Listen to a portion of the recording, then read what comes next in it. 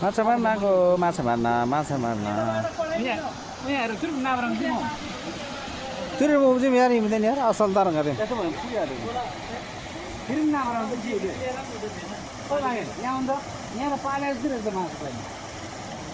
छ त ऊ छ त हाले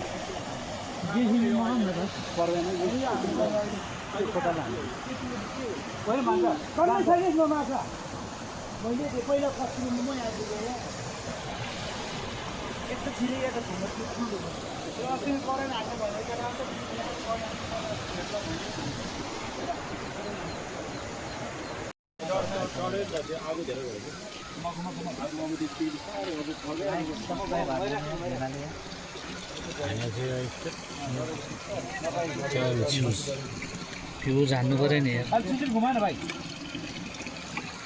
यो त माछा होइन नि यो त माछा होइन नि होइन नि याकुता भन्छ हाम्रोतिर हाम्रोतिर याकुता भन्छ केलाउने हो गाई छैन यस्तो आउँछ होइन विवेक भाइ हजुर हाम्रो दुईतिर राखेर यसरी निकाल्ने होइन यसलाई भ्याकुता भन्छ नि भ्याकुतै हो माछा जस्तो भ्याकुता हो तारङ्गा भन्थ्यो रे त्यही हो यो चाहिँ भाले रहेछ है माइका तारङ्गा हाजी तारङ्गा तारङ्गा तारङ्गा यो देख्यो भन्दा मार सोमभेनाले त मेरो टावर समातेछ असला नाइजु जम्मै आशा लाग्छ गाना उजो सङ्ला बापरे खतरा निम यार कति नम्बर बुढामा लेखेर बुढा नै हो के सरकारमा नेपाल सरकारले पासै गर्ने रहेछ नि त त्यो त भन्नाले केही संसदमा के फरक पर्दैन होइन के हो दमकल त्यही डरले मान्छे भाग्यो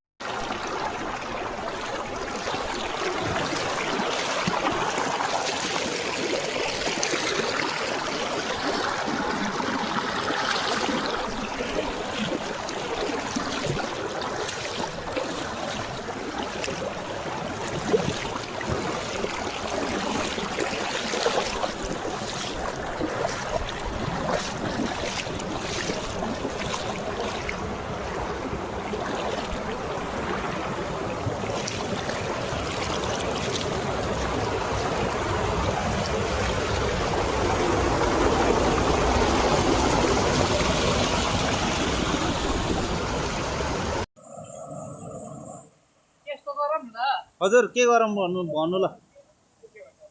त्यहाँदेखि होइन छेउ छेउ छेउ छेउ जस्तो लैजाउँ त्यो पानी उकालो फ्यालौँ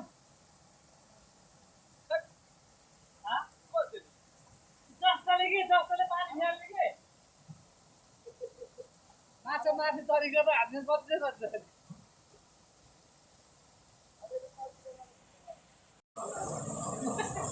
आइयान पुगो कहाँ जाने के